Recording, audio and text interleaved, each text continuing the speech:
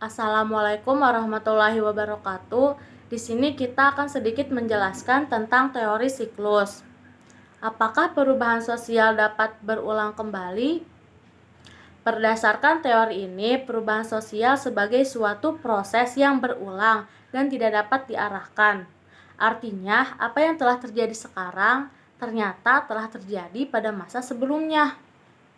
Dan polanya itu tidak lagi dilihat pada tahap-tahap selanjutnya, seperti yang di atas.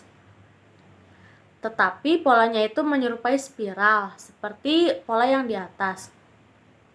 Artinya apa? Artinya yang telah terjadi sekarang ini ternyata telah terjadi pada masa sebelumnya. Contohnya itu seperti tren fashion, celana, cutbray, dan pensil yang di tahun 70-an ini sangat populer di masyarakat dan sekarang populer kembali di masyarakat di era modern ini. Hanya yang membedakannya itu sekarang tuh lebih modis dan lebih bagus. Dan ada lagi motor Vespa. Ternyata motor Vespa ini sangat populer di masyarakat tahun 19-an. Hanya yang membedakannya sekarang itu lebih modern, lebih canggih, dan lebih elegan gitu. Kalau dulu kan klasik. Dan tidak hanya tren fashion dan motor saja yang mengalami perubahan demikian, tetapi pengobatan-pengobatan pun ikut mengalaminya. Seperti sekarang banyak pengobatan-pengobatan herbal yang bahannya itu dari dedaunan, rempah-rempah, jamu, dan banyak lagi bahan herbal lainnya. Dan adapun pandangan dari tokoh-tokoh sosiolog mengenai teori siklus ini. Salah satunya itu ada dari tokoh Islam yang bernama Ibnu Khaldun, dan ada juga dari Oswald Spengler, dan ada juga dari Pitirim Alexandrovich Sorokin. Menurut Ibnu Khaldun. Nah, sebelum kita ke penjelasannya, kita akan mengetahui dulu ya siapa itu Ibnu Khaldun. Nah, Ibnu Khaldun itu adalah seorang intelektual muslim, yakni Ibnu Khaldun. Ia lahir di Tunisia pada tahun 1332 Masehi. Perjalanan intelektualnya dimulai dari Tunisia, Maroko, Andalusia, dan Mesir. Sebagai pemikir besar, gagasan Ibnu Khaldun berpengaruh pada banyak disiplin ilmu seperti ajaran politik, ekonomi, sejarah, hukum, dan tentunya sosiologi. Ibnu Khaldun justru telah lebih dulu melihat bahwa masyarakat berkembang dari tipe yang sederhana menuju tahap yang lebih modern atau kompleks. Oleh karena itu, melalui bukunya Al-Muqaddimah, ia telah membagi masyarakat menjadi dua fase. Nah, yang pertama masyarakat Badui. Masyarakat Badui adalah masyarakat yang sederhana atau masyarakat di pedesaan. Nah, kalau masyarakat Hadar itu ada masyarakat perkotaan atau masyarakatnya kawasannya serba ada. Ibnu Khaldun membagi masyarakat menjadi 3 tingkatan. Yang pertama masyarakat belum mengenal peradaban, biasanya hidup berpindah-pindah atau nomaden. Pada tahap ini disebut sebagai tahap primitif. Yang kedua, masyarakat yang awalnya nomaden berkembang menjadi masyarakat pedesaan, yakni hidup menetap walaupun masih sederhana. Mata pencaharian masyarakat pada saat itu adalah pertanian dan peternakan. Dalam kelas ekonomi, mereka dibagi menjadi 3, yaitu yang pertama petani, yang kedua pengembala sapi dan kambing, serta yang ketiga pengembala unta. Ketiga, masyarakat kota. Masyarakat kota berkembang menjadi masyarakat peradaban, di mana mata pencahariannya berasal dari perdagangan dan perindustrian. Pada tahap ini, masyarakat kota pun terbentuk. Ibnu Khaldun memandang bahwa perubahan sosial dalam masyarakat bersifat siklus. Nah, pada tahap pertama, masyarakat hidup dalam keadaan primitif yang dinilai keras, jauh dari kemewahan dan juga kehidupan perkotaan. Nah, pada tahap kedua, masyarakat berhasil meraih kekuasaan dan juga mendirikan negara, sehingga masyarakat pun beralih dari kehidupan primitif yang keras ke kehidupan kota yang penuh dengan kemewahan.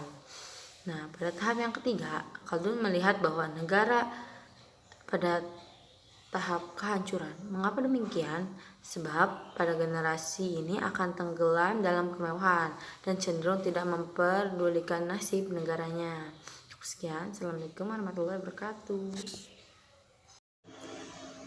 Selain kata Ibnu Khaldun, tokoh sosiolog yaitu Spengler mengatakan, di dunia ini tidak ada manusia yang lahir dalam kondisi dewasa. Semua dimulai dari proses lahiran bayi, anak-anak, remaja, dewasa hingga menuju tua.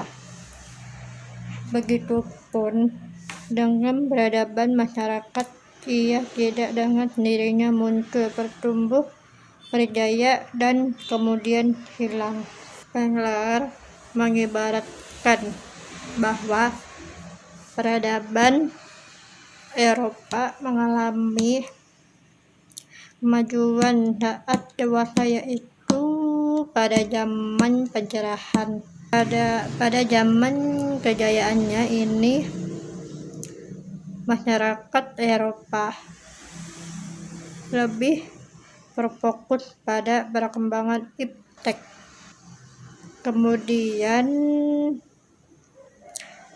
ekonomi, politik, sehingga misalkan aspek-aspek penting lainnya seperti agama maupun kebudayaan.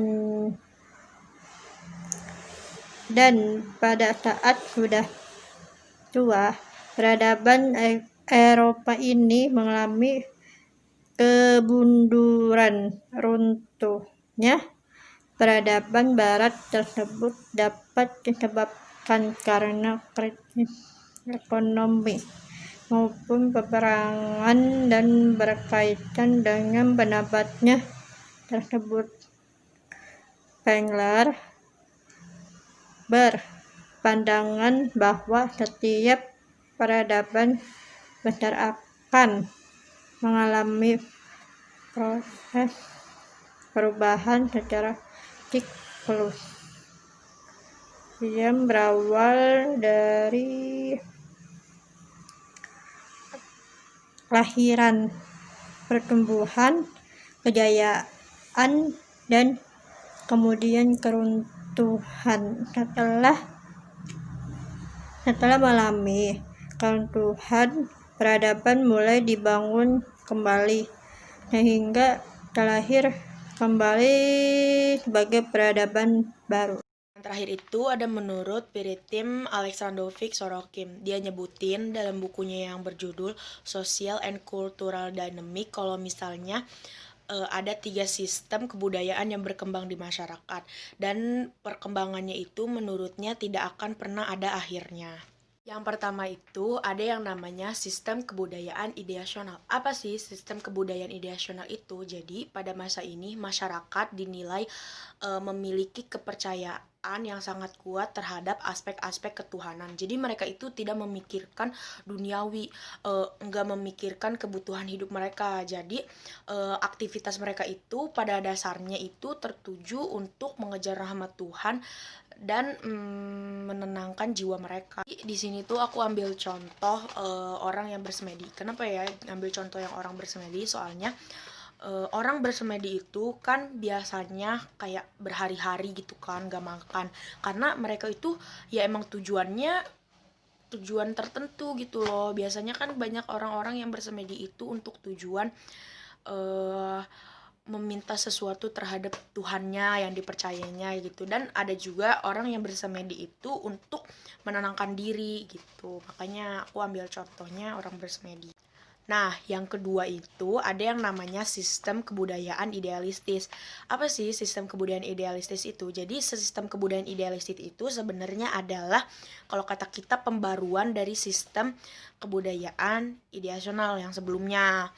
Tapi di sini mereka itu udah berpikir rasional, udah mementingkan duniawi juga, tapi mereka juga tetap masih memikirkan aspek-aspek ketuhanan juga gitu. Contohnya di Indonesia biasanya tuh ya, kalau misalnya habis panen-panen kayak gitu kan, nah mereka itu suka kayak ngadain syukuran, kalau enggak suka ngadain kayak apa ya, kalau kata kita mah arak-arak gitu loh, jadi padinya diarak-arak gitu, terus itu tuh kayak kayak apa ya, bertujuan kayak mengucap syukur kepada Tuhan yang udah ngasih rahmat sehingga panen mereka tuh berlimpah gitu.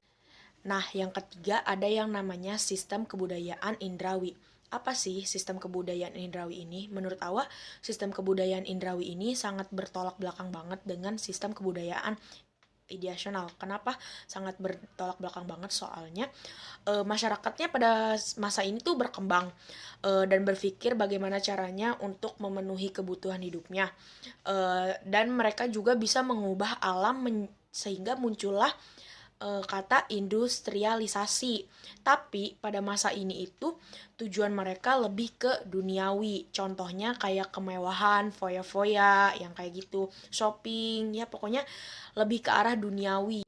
Kesimpulan dari pembahasan kita tentang teori siklus pada hari ini tuh fenomena perubahan sosial secara siklus sebenarnya bisa kita lihat di ruang lingkup yang kecil itu, contohnya trend fashion. Sebenarnya tanpa kita sadari sekarang tuh banyak banget trend fashion yang mengarahnya itu ke tahun 70-an, kayak vintage gimana gitu. Cuman yang membedakan adalah kualitasnya. Mungkin nih ya, waktu tahun 70-an itu bahan yang dipakai tuh nggak nyaman gitu, panas atau ya pokoknya nggak nyaman. Nah, sekarang tuh lebih diperbarui, modelnya tetap mirip vintage, cuman kualitasnya itu kayak bahannya lebih kayak bikin adem, terus bikin nyaman dipakai. Kalau misalnya lingkup yang lebih besar itu tuh lebih mengacu ke perkembangan sebuah negara. Kita ambil contoh Jepang misalnya. Jepang itu dulu itu terkenal dengan masyarakat yang hidupnya tradisional dan juga sederhana. Cuman pada saat Perang Dunia Kedua, Jepang itu menjadi negara yang disegani dan karena kekuatannya. Nah, tetapi pada saat pengeboman Hiroshima dan Nagasaki, Jepang itu sempat mengalami kemunduran. Namun pada saat sekarang ini karena kekuatan pendidikan, ekonomi dan juga teknologinya, Jepang itu menjadi salah satu negara yang maju di Asia. Mungkin cukup sekian pembahasan dari kelompok teori siklus. Kurang lebihnya mohon maaf. Wassalamualaikum warahmatullahi wabarakatuh.